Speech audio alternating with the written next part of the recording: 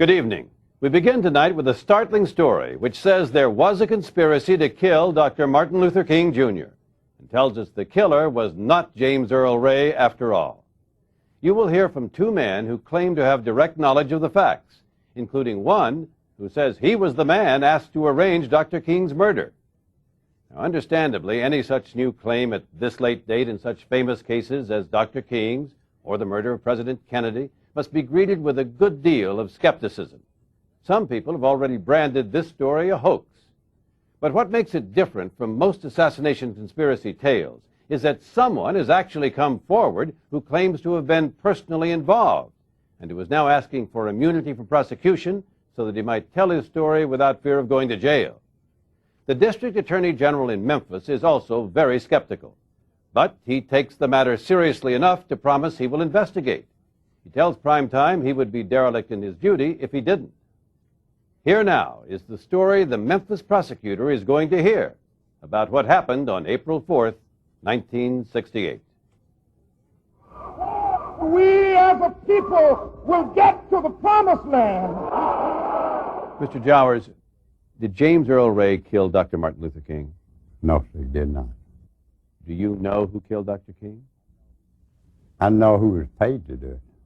Loyd Jowers, a 67-year-old Memphis businessman who wants his face partially shadowed because he says he fears for his safety, insists he has a shocking story to tell.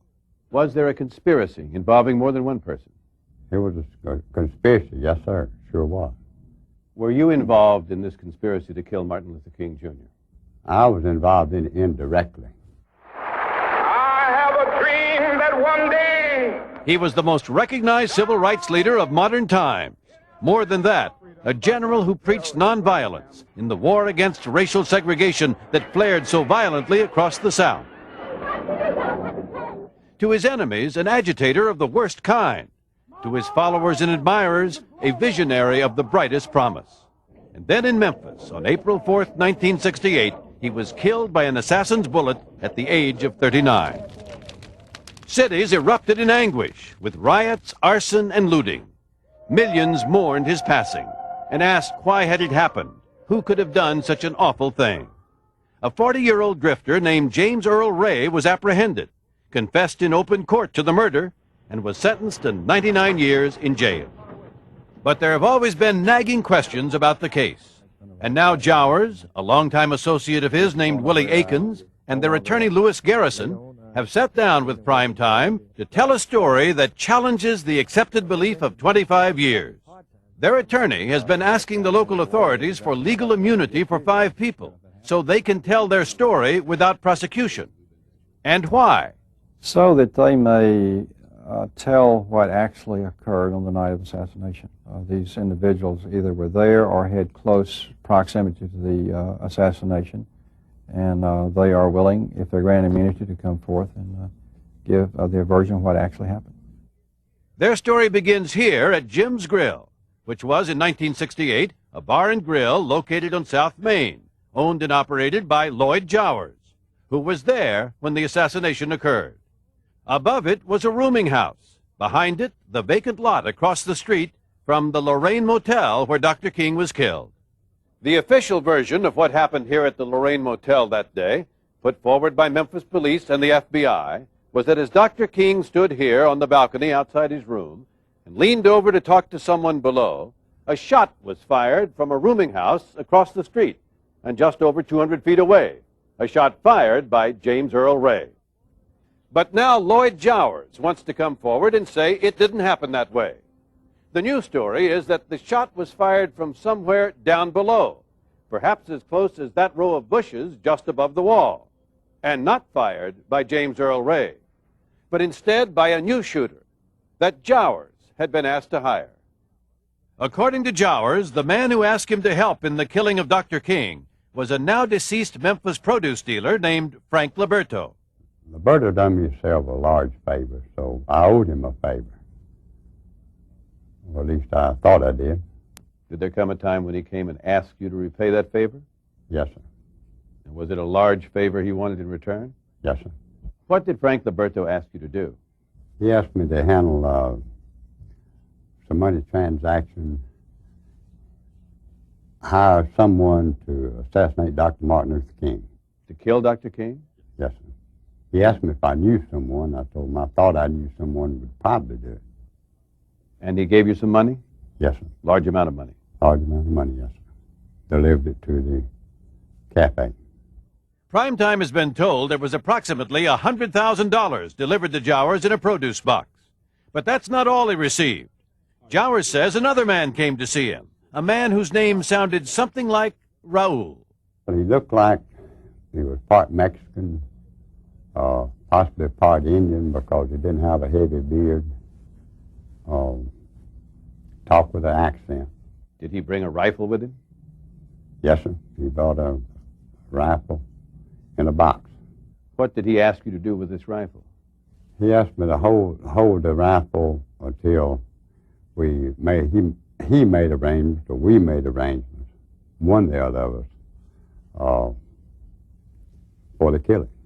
So now Jowers had the money, had the rifle, had been asked to hire a shooter, but he says Frank Liberto also provided a cover. Did he talk about the police? Liberto? Yes, sir. What did he say? He said they wouldn't be there. Said they wouldn't be there that night. Did he say there would be a decoy there? Yes, sir. Said it would be set up, but it looked like someone else done the killing. Enter James Earl Ray. Was he part of the conspiracy? He was part of it, but I don't believe he knew he was part of it. Ray had rented a room under the name of John Willard in the rooming house over Jim's Grill. Another rooming house tenant told police he saw Ray running down the hall just after the shot was fired. 7 minutes after the shooting, police found a .30-06 rifle dropped in a doorway just down the street. Ray had purchased the rifle using an alias 4 days earlier in Birmingham, Alabama. His fingerprints were on the rifle, although the FBI was unable to match it with the bullet taken from Dr. King's body because not enough markings remained on the fragmented bullet. After 2 months on the run using a fake passport, during which he traveled through 3 countries, spending a great deal of money, Ray was captured at the London airport. On March 10, 1969, Ray pleaded guilty to killing Dr. King.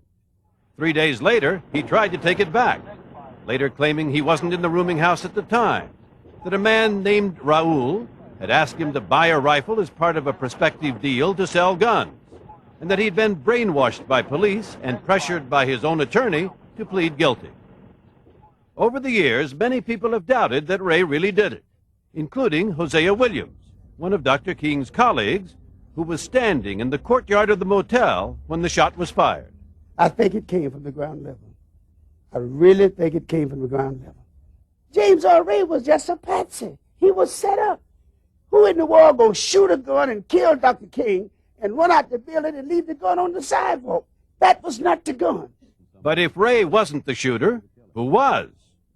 Well, Mr. Jowers, did you find someone to do the killing? Yes. Well, he cannot answer that. I'm not going to permit him to answer that question. He's gone as far as we can.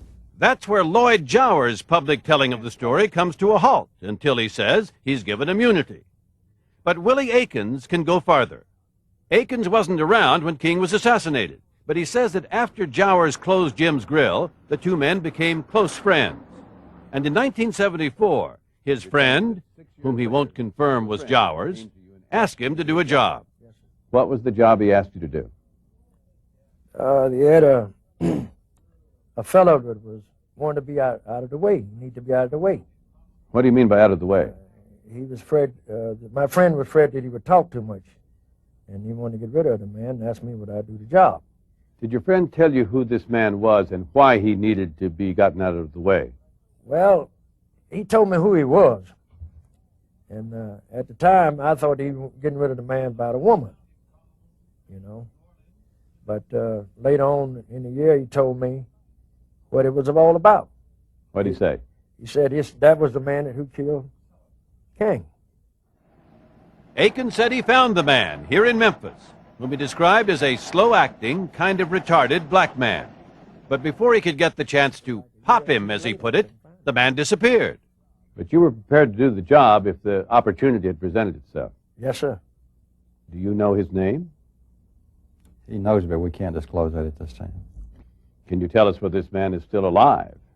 We have this man's name, Social Security number, place of birth, his height, date of birth, where he was born, his parents' name. We run into some dead-end streets on this, but currently we have a person that we think is at least this person is using his Social Security number, and we're working on it currently to locate him.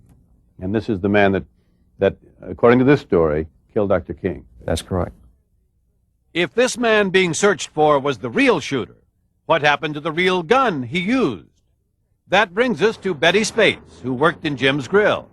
Though not identified by name in Attorney Garrison's document requesting immunity, she is clearly the prospective witness who allegedly will testify she saw Jowers near the back door with a rifle moments after the killing, and in her presence, he disassembled it and hid it under a counter.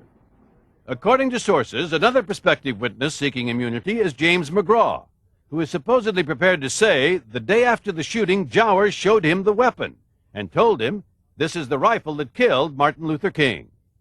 Presumably, these witnesses would thus corroborate portions of the story that Lloyd Jowers would tell, a story of a hideous crime that reverberated worldwide. Why would a person participate in the conspiracy to kill Dr. King? A portion of it, naturally, was for money. Any involvement I might have had in it was doing a friend a favor. Would it have been because you hated Dr. King? No, I didn't hate Dr. King. Or hated black people? No, sir. It was for a friend, doing a friend a favor that I owed him, a large favor. Well, is doing a friend a favor called murder the kind of favor that you would do?